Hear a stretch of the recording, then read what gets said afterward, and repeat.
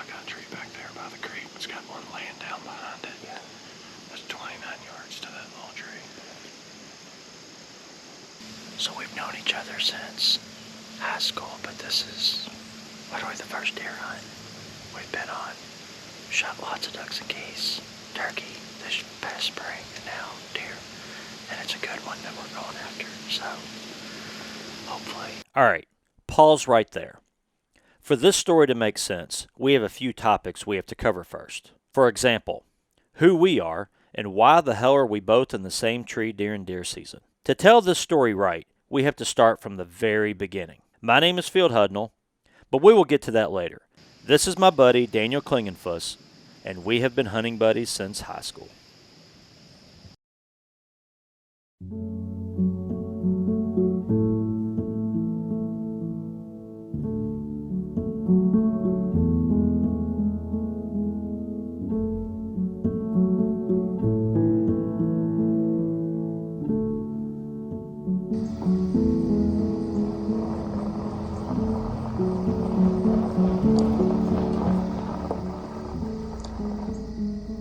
My name is Daniel Klingenfus.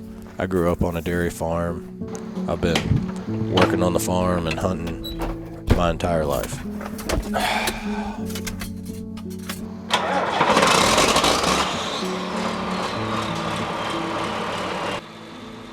Daniel's fate to be a farmer was pretty much sealed long before he was ever born. His great-great-grandfather immigrated to America around 1857 from Switzerland. He first went to California, where he was hired to herd cattle from California to Chicago, and it took nearly 18 months. Not long after 1890, they moved and settled in Kentucky. I've been driving tractors since the time I was 8 years old, like a lot of farm kids.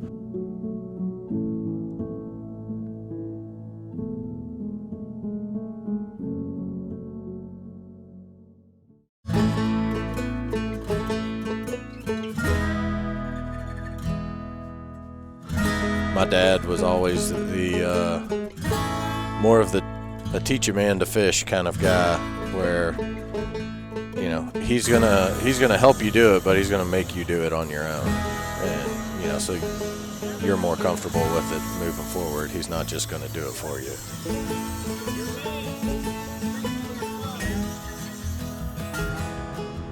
Growing up on a farm is a lot of fixing and building things.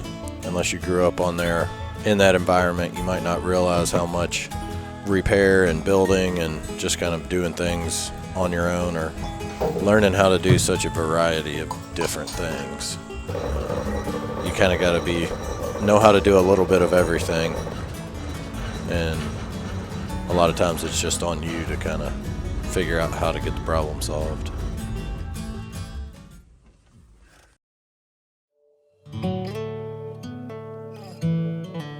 Farm work always came first. You always had to get all your work done, and then if you got the work kind of caught up, you could get out and hunt for a little bit. But it was never a priority. You were very limited on the time you were going to have to do it.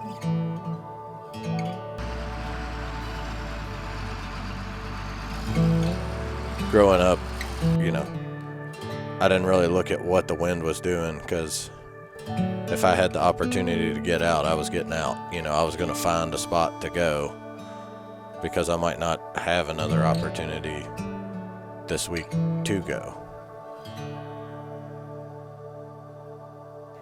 Working on the farm every day, being out in the fields, you just notice patterns of animals. You learn a lot about just in general animal behavior, whether it be deer, cows, whatever. What do they do in different weather patterns? With my family, I've been on farms across 4 counties, numerous different properties, and it's always the same. If you switch up one area to another, everything still follows the same pattern.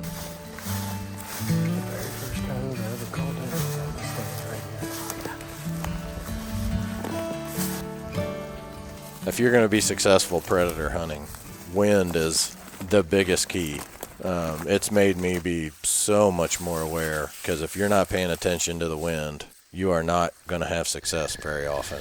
That rolls right into deer. I mean, you're not going to just come out there and just sit there and have them just walk right up to you, especially the mature ones that know what they're doing. You're going to have to play the wind in your favor.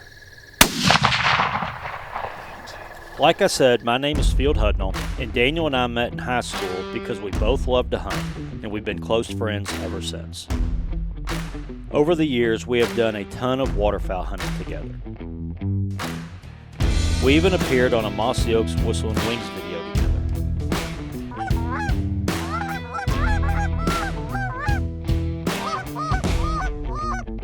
Kill him, Daniel.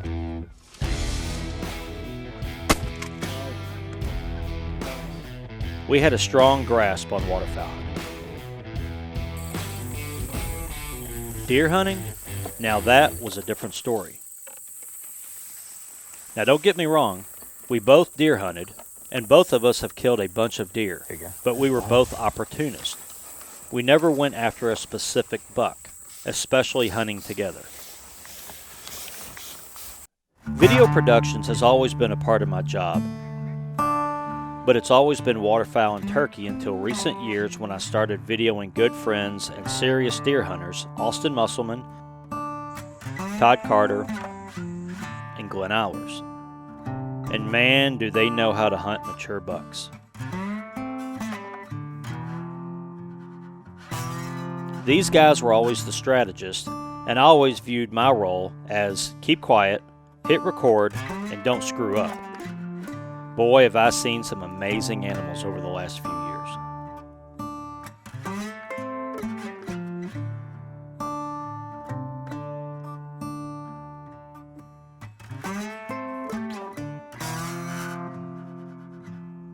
Daniel and I decided to start bushwhacking some trails and see if we could possibly find a mature buck to go after. Listen, they probably walk right down this damn trail.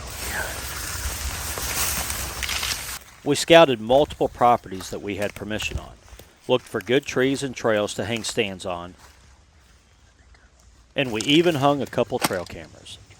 Let's just say that at first, our results were less than what we had hoped for.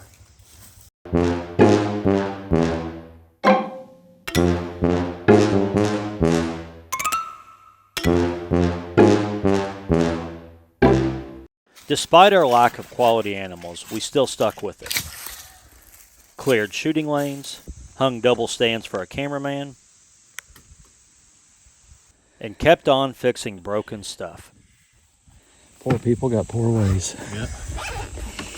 Hey, you know, cheaper to buy jumpers than fix this piece of shit. If you were better at hanging stands, this wouldn't take so long. We kept shooting our bows to make sure we were ready if the opportunity arose.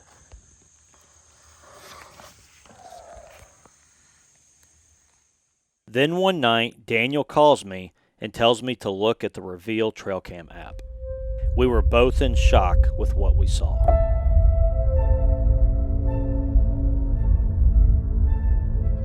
My response to Daniel was, "You've got to kill that buck, and I want a video."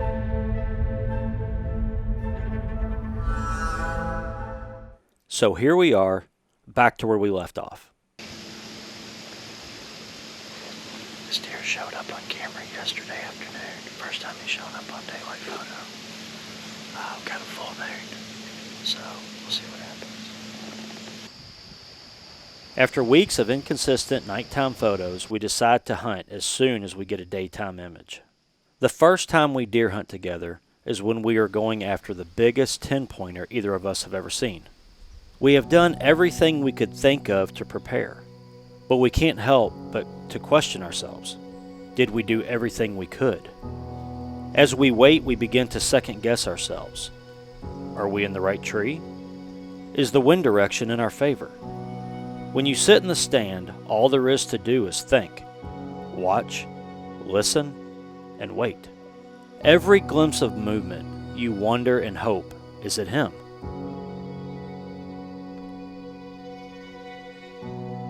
but it never is.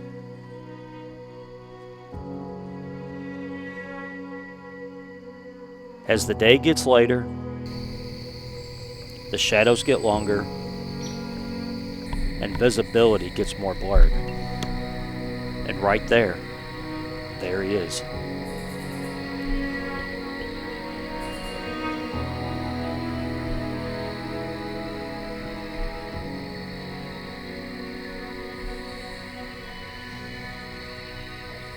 The pictures, the hopes, are all 100% flesh and blood right before us. We can't believe we are actually seeing him with our own eyes.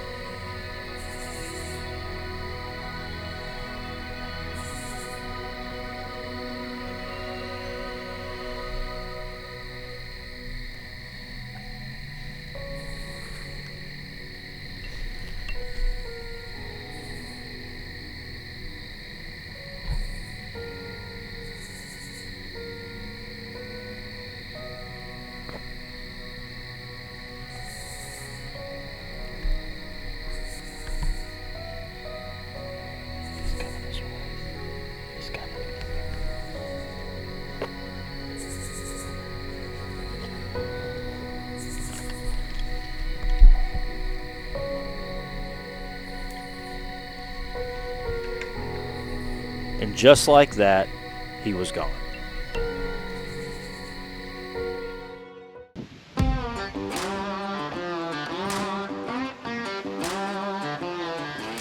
The very next day, we decided to go again. Just seeing him was a huge success, and a new day brings new opportunity. It also brings high winds in the wrong direction. Second evening. We saw that bug last night, right at dark. He came out about 80 yards that way.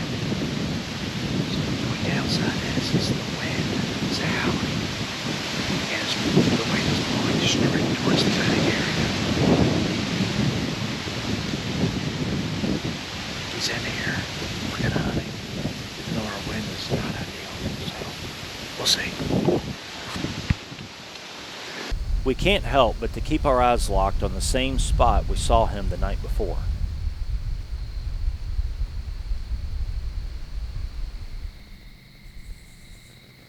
The wind lying down right before dusk gives us a little hope. We might have a chance. Daniel spots a distant rack moving through the beans. It's him, over 200 yards away, going in the wrong direction. When we see him the second day, part of me thought, man, he's even farther away than he was yesterday. But the other part of me, I thought, we've got his area narrowed down. Now it's just getting things in our favor and not screwing it up.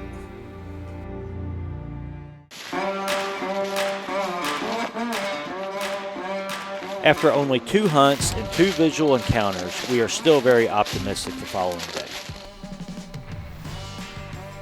We decided to change things up a little and put some doe urine around our stand. We figure it can't hurt if he is cruising and looking for does.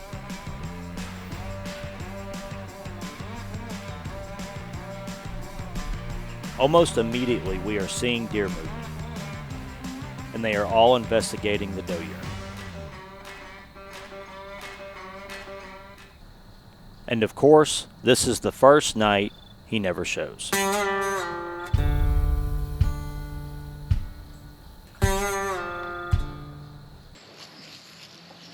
We wait several days for the next preferred wind direction, and you could say we were not well prepared.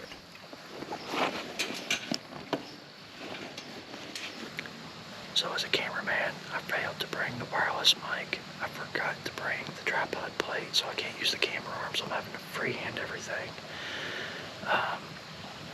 What else did I forget? What did you forget? Bow hanger. Yeah, bow hanger. The wind is not doing what it's supposed to do completely, so with everything going wrong, chances are it should turn out right. I forgot to bring the cameraman who knows what he's doing. Well, that just increases the chances of success. Catch you next time. Also makes gold. Also makes gold.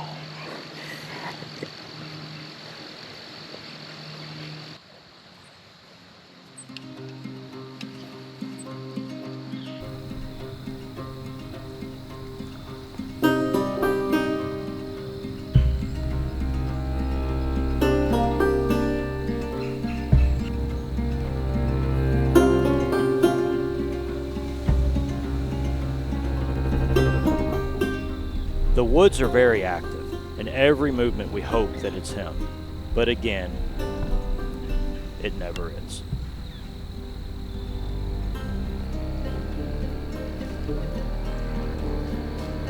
This young buck reveals one of our mistakes. We are not well hidden.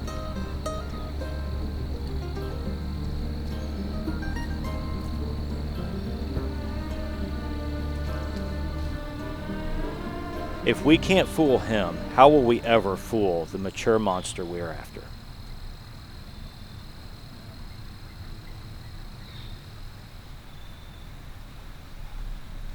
We hear and see more movement coming our way.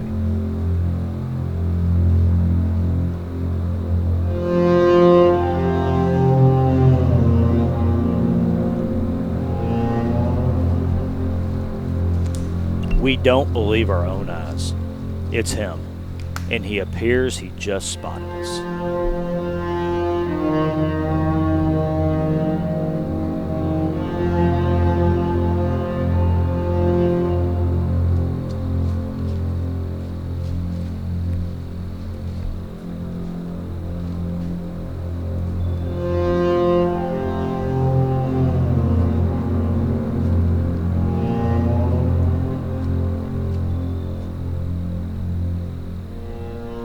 The wind is in our favor, but he obviously senses something is wrong.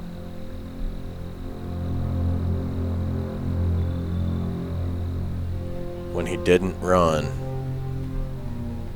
I gotta be as still as possible because I know he can see us.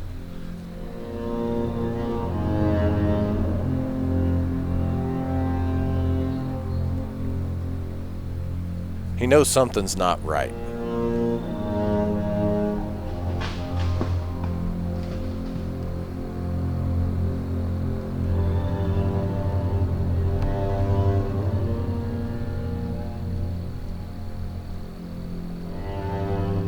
At this point, I thought I need to take the first good opportunity I get with a shot on him, because I don't know how much longer he's going to be there.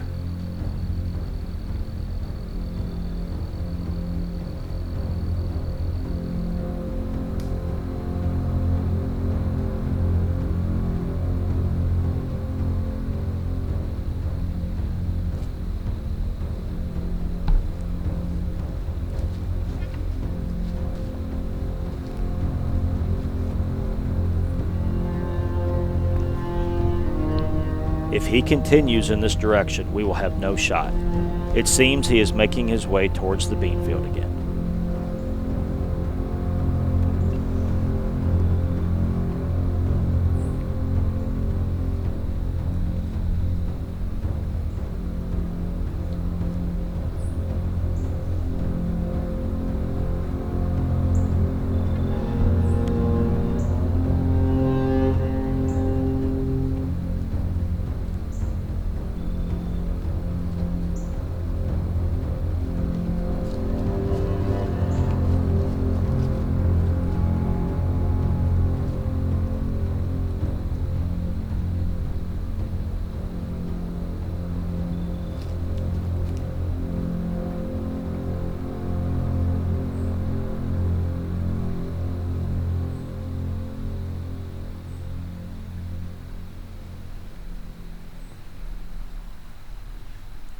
You can hear Daniel's arrow squeaking on his rest as he attempts to draw.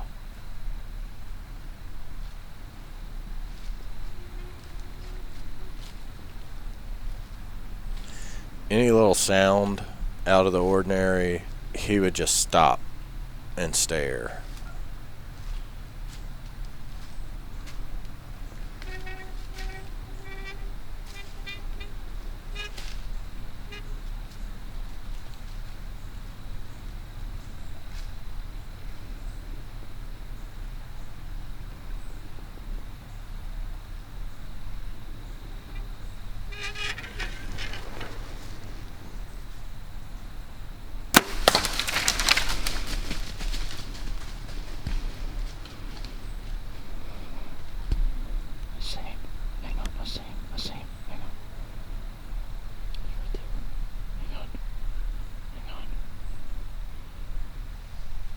He just went down.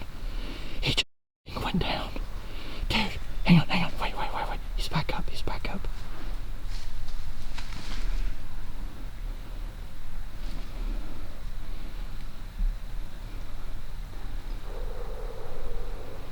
He just went down again. He's down. He's down. He is a monster. Dude, he came in. I was like, he's bigger than I thought he was. Dude. Oh my God, dude. He's down, bud. Dude, he's down. Dude, he was creeping around so slow. He was creeping around so slow. He saw us this whole time, man. He did not like it. No, well, that's what, when he finally came out, he was like 22 yards. He was creeping so slow. He saw us the whole damn time, dude. I was just like sitting so still. I was sitting so still. And then, I don't know if you could hear it on the camera, but when I would start to pull my arrow back, it was creeping. And I'm like, oh, so finally I just was like, I'm going with it. And then I pulled up on him, and he was looking down, and I was like, just let it go, dude. I didn't think he was going to do it tonight. I didn't either. I really did not think he was going to do it, man. This guy, everything went wrong. We knew it was going to go right. You didn't have your stuff. I forgot half my stuff. Oh, This wind, man. He was nervous. He didn't like this wind being at his back. no, but it worked out perfect.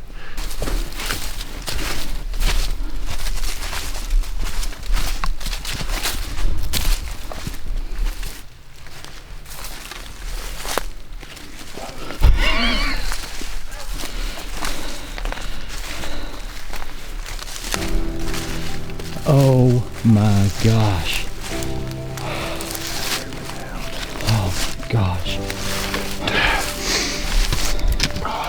Oh my gosh.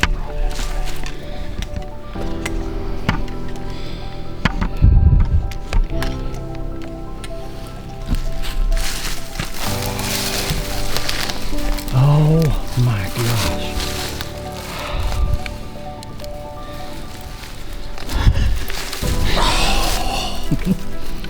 Look it. Holy cow. Dude, that's a monster. I don't know why we're whispering anymore, brother.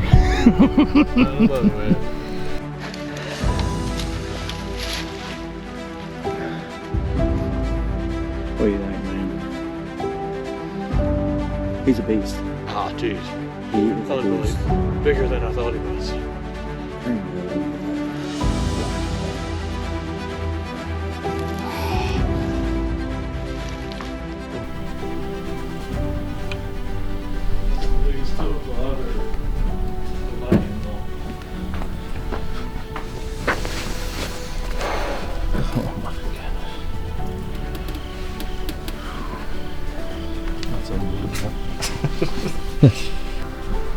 I mean, his tines are so long that you couldn't tell that he was that massive. Like, so much bigger in person.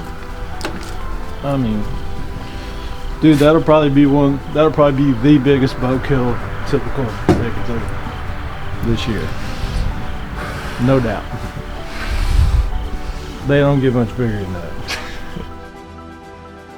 Nice to see everything come together the way it did. Talking to people and getting advice from whether it be Todd or Austin or whoever on strategy and have success. I mean, my entire life I've been out in the field and I've never seen anything like that before. Probably never will again. There's probably 2 or 3 people that have even photos of it. I've never gone around and shared photos or posted about it online. I'm not like a huge social media person. I've never been in hunting for that. I mean, I enjoy just being out away from the hustle and bustle of my sales job, and I mean that's more of what it's always been about to me is that, and then getting out with with a friend, having the opportunity to share the experience with somebody that I've been friends with most of my life. What really made the thing special, having somebody else there with me to see it all go down like that. To this day, the massive typical 10-pointer has not officially been scored or submitted to the record books. We waited over 2 years to tell this story, for it was never about the recognition. It was simply about 2 high school friends continuing their tradition of hunting together.